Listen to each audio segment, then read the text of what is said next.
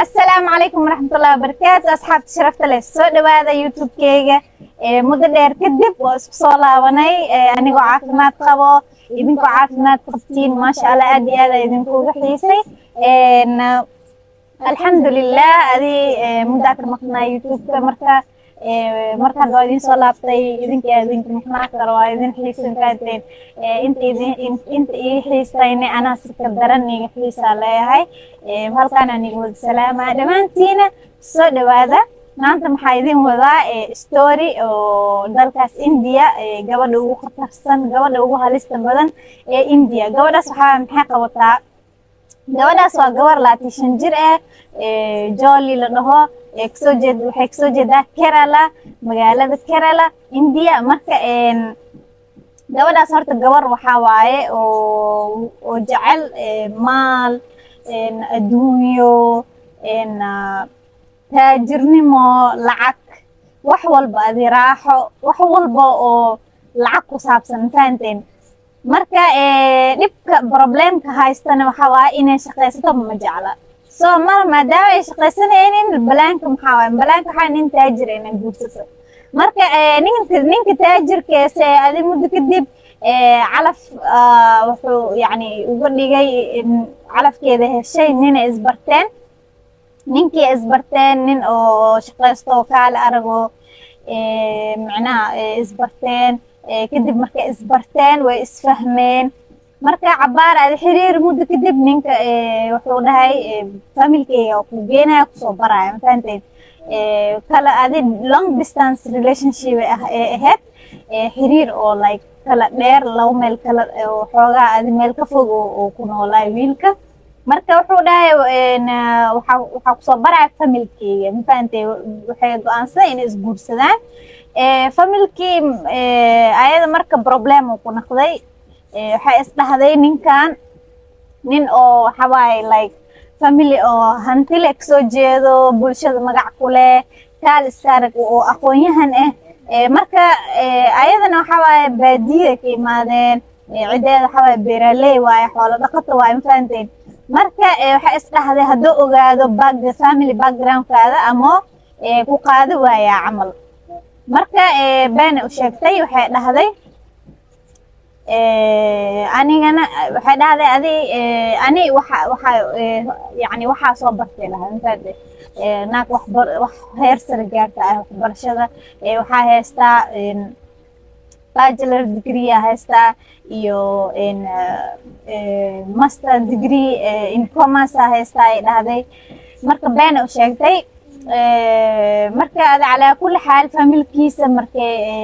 bas sidii aad isku guursadeen fahanteen familkii kadib markii loo geeyo si fiican soo dhaweeyeen oo impressed noqdeen way ka heleen maadaama yani isku level ay yihiin fahanteen dad aqoon-yahan in ayadana ay dhahday ana door wax soo bartaa ahay oo heerkaas marayso adi muddo kadib waxaa la soo xiriiray aabaheeda la soo xiriiray wuxuu dhahay yani inaa kusoo booqdaa rabaa camal waa ku imaanaa camal oo dhahay marka gabadhii stress ku furmin faatay fikir asxaabtay sharafta leh ninkeedii hooyadiisa marka way fikirtay waxay dhahday guriga la iska fadhisaa qasaare ku naqanay waxbarashadaada inaad faa'iideysatid fiican maxaa la dhihi jiray waxbarashadaada ku faa'iideyso shaqo ku shaqeyso camal markaas waxay excuse ay ka bixi weysay because naagta inay shaqeysato ma rabto waxay rabtaa bas gurigaas inay lugaha iskor saarato fadhiso yaa nolosha dreamkeeda heshay noloshii oo ku haminaysa heshay yaa saas inay u fadhisay rabtaa ma fahanteen marka excuse ay bixisay excuse dheer kadib adi waa laga aamusay bas adi marka stress waxa ku furan oo dhahay aabeedo ku imaanaya waa ku soo booqanaya camal marka waxay sameysay waxay isdhahday hadduu imaado beenta aa sheegtay oo dhinaca family background waa la ogaanaya waa fashilme waalidiinta ma kula sii wadayaan beenta ma kula sii jiidayaan beenta aa sheegtay fahanteen marka waxay sameysay marka plan degtay oo صدقت إني نفط دافس دشو معبود الأرضيو معبود الأرضيو محا عكسهم marka adii saasay fikirtay marka waxay samaysay cunta u karisay marka cuntada u karisay cuntada sun ugu dartay maamadii ay siisay maamadii saasay cuntada markay cunto ku geeriyootay ma fahanteen marka maamadii maadaama da ay ahayd maba la shakinin xoogo yani health complications qabtay health issues qabtay da waana ahayd marka waxaa la isdhahay heart attack camal marka sunta heart attack camal u eg tahay marka waxay isdhaheen heart attack camal ku dhacay maybe saasay ku dhimatay saasaa loo maleeyay maba laga shakinin sidii yaa loo duugay adi yani maba laga shakinin ma fahanteen saasay ku fakatay marka adi muddo dheer kadib ayadii guriga qabatay maamushay maadaama hooyada ay dhimatay ayadii aabaha iyo waxaa soo hireen iyo ninkeedii ma fahanteen xaafadda marka gurigii ayadaa haysay waa kaas wax walba ayadaa maamuleysay dee balaankeedan halaas u ahay maahno marka adii muddo kadib waxay samaysay xiriir waxay la samaysay wiilka kaazinkiisa wiilka ayada qabo kaazinadiisa mid kamid ah xiriir la samaysay oo soosey maxaa la dhihi jiray adi gadaalihii dambo aabihiyaa ku fahmay wuu ka shashakiyey adi gadaal dambo wuu ku fahmay fahanteen marka xoogo wuu su-aalay wuxuu weydiiyey adi markay dareentay duq inuu fashili rabo waxay dhahday kan inoo baxa waayo asne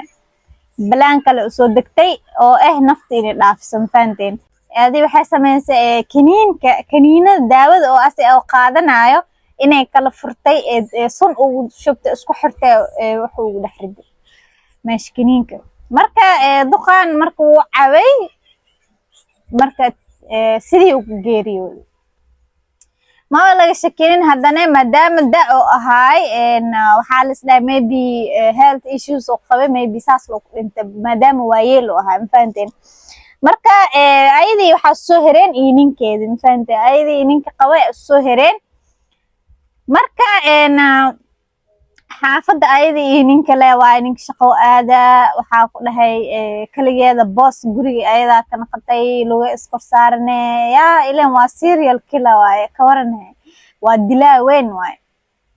marka ninkii marka xiriirka la sameynayeen muddo dheer kadib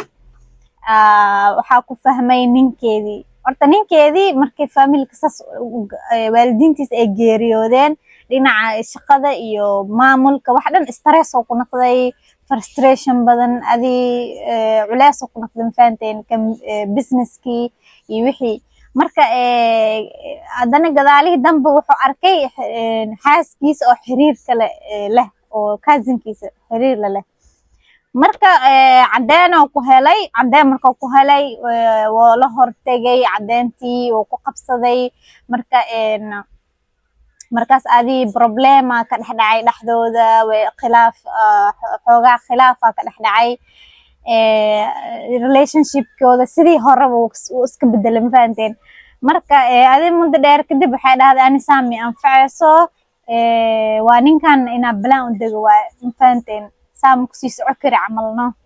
marka inaa balaan u dego waaye ninkaana ninkii balaan u degtay maxaa la dhihi jiray cuntaday sun ugu dartay marka ninkiina sidii uu dhintay cuntada markuu cunay kadib wuu dhintay marka meesha markuu dhintay dadka dhan way yaabeen war maxaa dhacay maxaa ninkii ciddii maxaa ku dhacay hal le u jiidanooyin maxaa dhacay ciddii maxaa ku dhacay marka ileen waa dad serial killer soo xareesta waaye meeshii marka waxaa shaki weyn ka qaaday oo dhahay wiilka maxaa dilay yani wiilka cidda aabaha iyo habarta waa dad da-eeba ahaayeen wiilkii dhalinyarada ahay maxaa dilay wiilkana adii qof aad u weyn mahayn adii 40 soo jira ma fahanteen 40 jir oo ahay marka adi adeerkiisa aad u shakiyey marka adeerkiisa wuxuu dhahay autopsy lagu sameeyo wiilka marka autopsy marka lagu sameeyay sun laga helay jirkiisa systemkiisa sun laga helay ma fahanteen marka suntana maxaa waaye cyanide waaye marka kadib marka wuu shakiyey marka gabadhina markoo su-aalo oo weydiiyo waxay leedahay maybe asaa isdilay because of the shaqada pressurekeeda iyo shaqada maadaama oo yani oo garab u waayey shaqadii ku badatay maxaa la dhihi jiray deeman badanaa lagu yeeshay marka deeman badan maadaama uu ku noolaa lahay nafta inuu isdhaafiyo doorbiday dhahday saas isku dilay macnaha saasay uu sheekaysan fahanteen marka autopsigana waxaa laga helay systemkiisa wiilka inoo sun jirkiisa sun oo cyanide laha laga helay marka adeerkii marka shaki weynaa galay hadalada macnaha ma islaha ma fahantay waxa ay sheegaysa iyo wiilka waxa laga helay ma islaha marka shaki weynaa galay markaas wuxuu sameeyey ayada kolbuu su-aalaya kolba su-aalo weydiinaya marka waxay dhahday kan uu madax adag yahay dhahdan oo kan wixii loo sheegay maba qaadanayo buu madax adag yahay su-aalo in lasoo indha adag yahay meesha inaad ka takhallustid waayo camal no marka balaanay u degtay waxay dhahday guriga ku martiqaaday ku invite gareysay iyo imoobay dhahday marka u tagay cajuuska waxa ugu dartay suntii ugu dartay sidii uu ku cabay oo ku dhintay fahanteen marka intaa sheekada mareyso ninka markoo dhintay marka waxaa adi muddo kadib waxay xiriir isla sameeyeen mid kaazinkii maahane mid kale haddana oo wiilkii qabay yani kaazinkiisa mid kale oo xaas leh oo caruur leh xiriir isla sameeyeen haddana marka adi waa isguursanayna ay dheheen fahanteen marka waa isguursanayna ay dheheen adi cabaar kadib sidii isku fahmeen marka ninkan kale oo xaas kale caruurta leh rabeen inay isguursadaan marka maadaama oo xaaskiisa yani waxa problem ay noqotay maadaama xaas uu leeyahay caruur uu leeyahay marka waxay dhahdaan intaas ma celinayso ani wax ka waaweyn ah soo qasay taas ma celinayso marka adi cidii maxaa la dhihi jiray cunto inay u karisay maxaa la dhihi jiray naagti macala caruurtii cunto sun ugu dartay waa cuneen waa dhinteen kulligood marka saafa waxay maraysaa 6 qof ee dishin fahanteen 6 qof ee nafta dhaafsay marka adi calaa kulli xaal ninkii marka sidii isku muddo kadib adi way isguursadeen markay isguursadeen adi waxaa meesha ciddi ka quursan waayey oo shaki ka buuxay wiilka dhintay ayad qabay walaashiisa ma fahanteen marka waxay dhahday saan ma anfacayo macnaa why my family camalno familkeyga le maxay u dhamaadeen maxaa qaldan marka adi dabagal ee ku sameysay markaas booliiskee tagtay booliiska markay tagtay waxay dhahday postmortem record iisoo bixiya markii la siiyey waxay dhahday idinka maxaa niga qaldan meeshaan ninkan sun ina laga helay ku qoran walaalkeyga sun ina laga helaa ku qoran autopsiga maxaa la dhihi jiray gabadhina saasay dhoosaayey hadaladooda maba islahee gabadhina waxay dhoosa asaa isdilay walaalkeyga mana isdilin waa kana sunaa laga helay jirkiisa maxaa niga qaldan camalno marka booliiskii wargelisay booliiskii dhahday marka dabagal ku sameeya investigation halii sameeyo booliiska markaasay baraarugeen investigation ay sameeyeen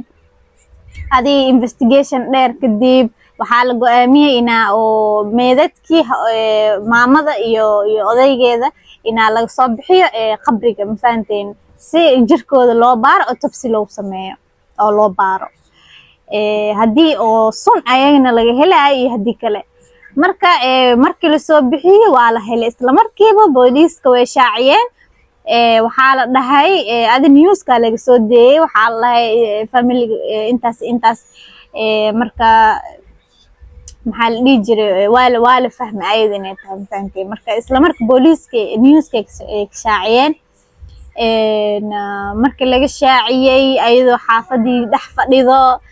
aragtay newskii qalqal iyo cabsi badan ku abuurmay way cabsatay maxaa la dhihi jiray marka wiilkeeda weyn oo markan kan dhimanayay dhalay markuu maqlay oo ku qabsaday markaasuu dhahay rumiya maama adima arintan sameysay adima aaba dishay rumiya markaasay dhahday isla markiiba way qaratay ma fahamtay maba qarininba waxay dhahday aabaha bisma dilina intaas qof aad dilay dhahday marka asina wuxuu sameeyay isla markiiba booliisku u wacay asoo meesha fadhiya waa loo imaaday naagtii waa la xiray markii la xiray adi calaa kulli xaal maxkamad u socotaa lahay ilaa hadda marka sidii marka cadaalad ku heleen familka ma fahanteen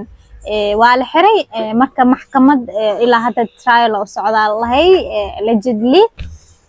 marka asxaabteeda sharafta leh videoga ina dhameysteenayo jeclahay marka waxaan idin leeyahay